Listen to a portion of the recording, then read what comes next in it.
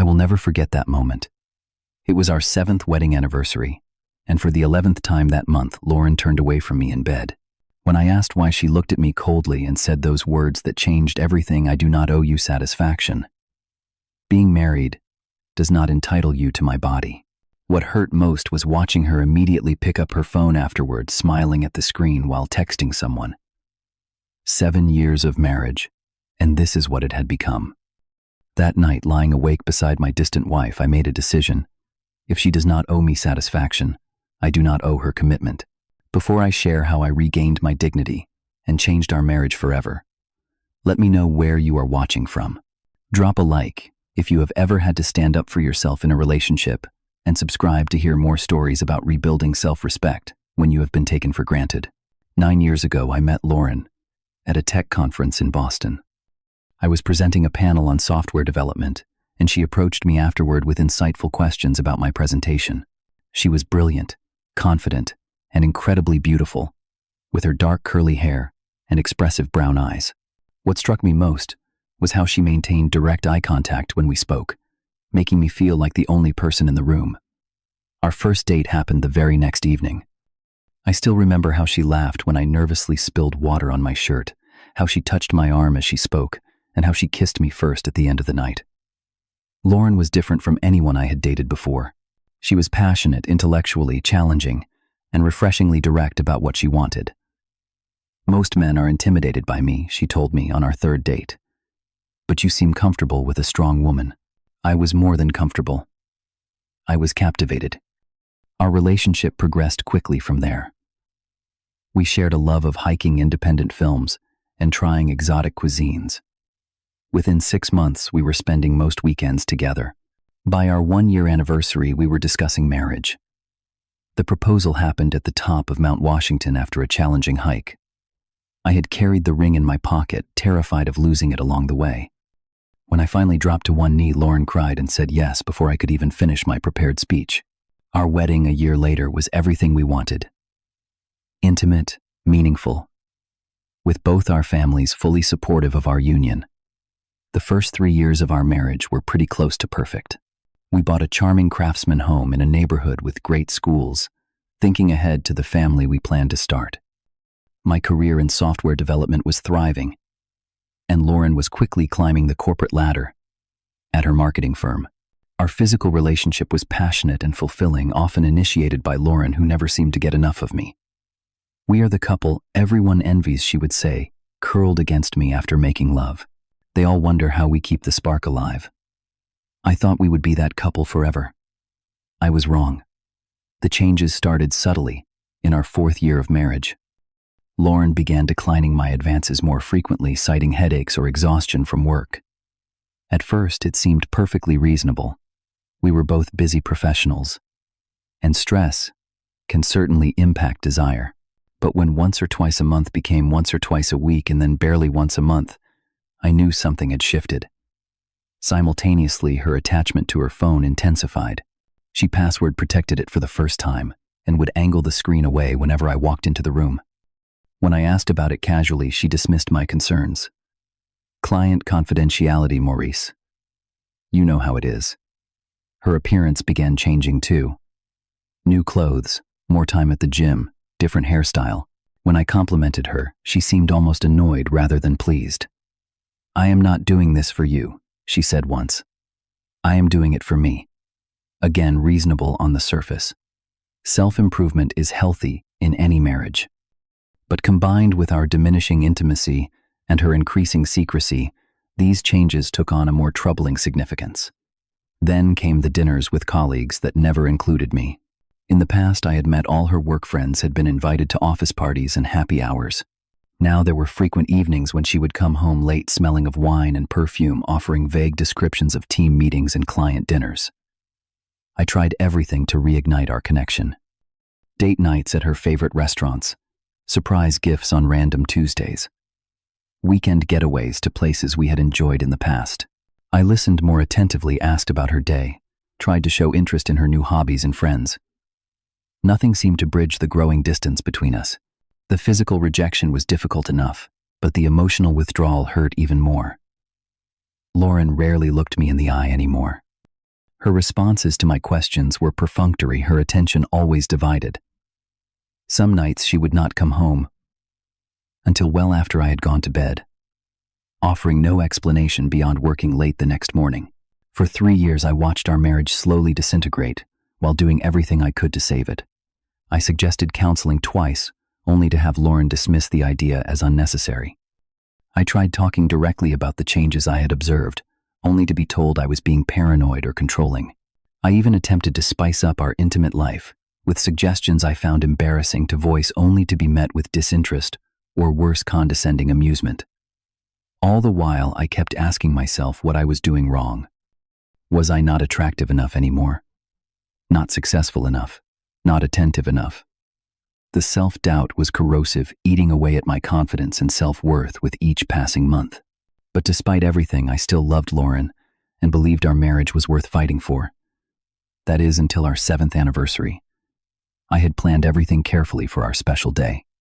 I took the afternoon off work to prepare Lauren's favorite meal pan, seared scallops, truffle risotto, and chocolate souffle for dessert. I bought her favorite wine, a expensive Pinot Noir we had discovered during our trip to Napa Valley 3 years earlier. I set the dining room table with our wedding china candles and fresh flowers. I even put on the suit I had worn when we first met, hoping to rekindle some of that initial attraction. Lauren was supposed to be home by 6. By 8, the scallops were rubbery, the risotto congealed, and the souffle had collapsed.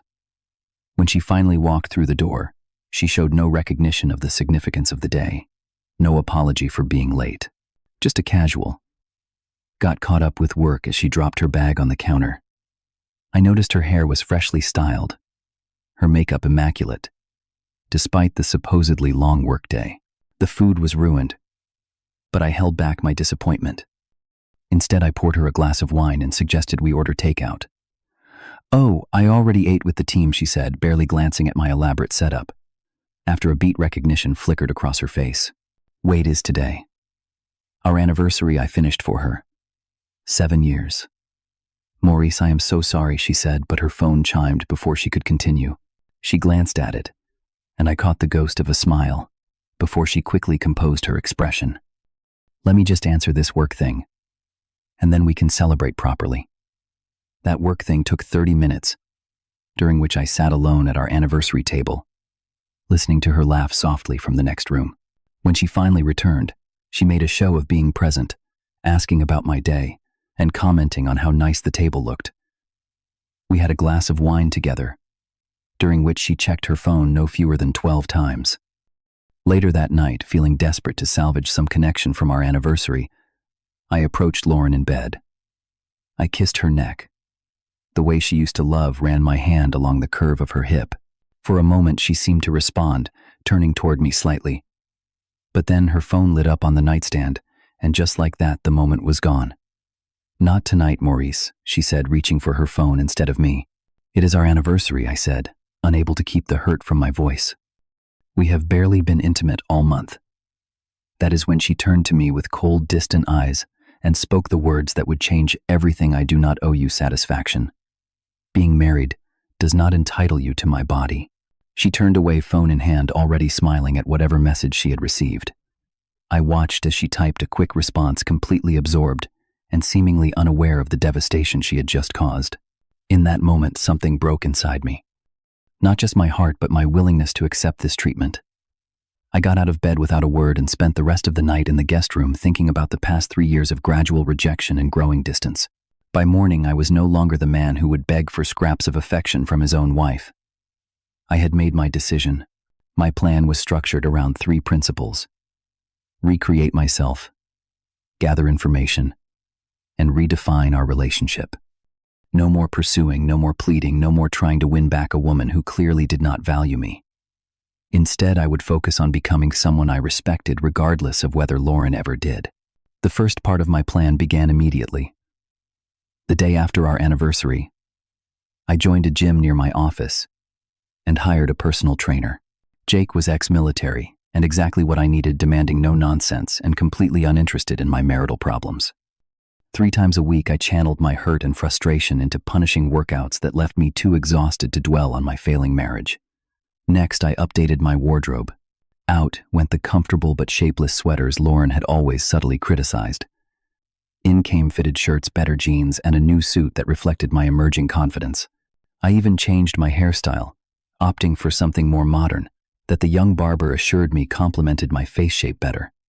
At work, I volunteered for a challenging project most of my colleagues were avoiding.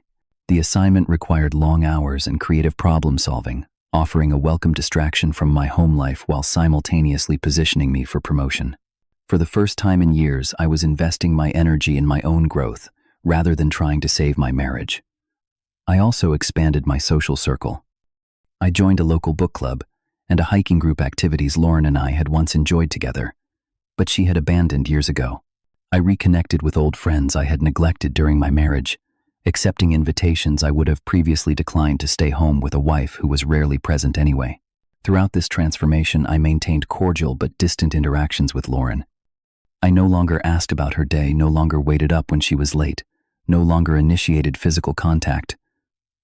I was polite but detached the way you might be with a roommate rather than a spouse. It took exactly 17 days for Lauren to notice the change. She came home one evening to find me dressed to go out. "Where are you going?" she asked, a note of surprise in her voice. "Book club," I replied, not elaborating. "Since when do you belong to a book club?" "Since 3 weeks ago," I said, grabbing my keys. "There is leftover chicken in the fridge if you are hungry." I could feel her eyes on me as I left, confused by my newfound independence. That night she texted asking when I would be home. I did not respond until I was already in the driveway, eliminating any opportunity for her to prepare for my arrival. As the weeks passed, I gathered more information about Lauren's behavior. I did not hire a private investigator or hack into her accounts. Instead, I simply became more observant, paying attention to patterns I had previously ignored out of trust or denial. One evening, Lauren left her phone unlocked on the coffee table when she went to shower. I had never invaded her privacy before, but given the circumstances, I felt justified. What I found confirmed my suspicions. Dozens of text exchanges with someone named Mark filled with inside jokes, vague plans to meet, and the occasional message that crossed the line from friendly to flirtatious. "Miss seeing your smile today," one message from Mark read. "Tomorrow lunch, usual place," Lauren's response. "Counting the hours. Wear that blue shirt I like."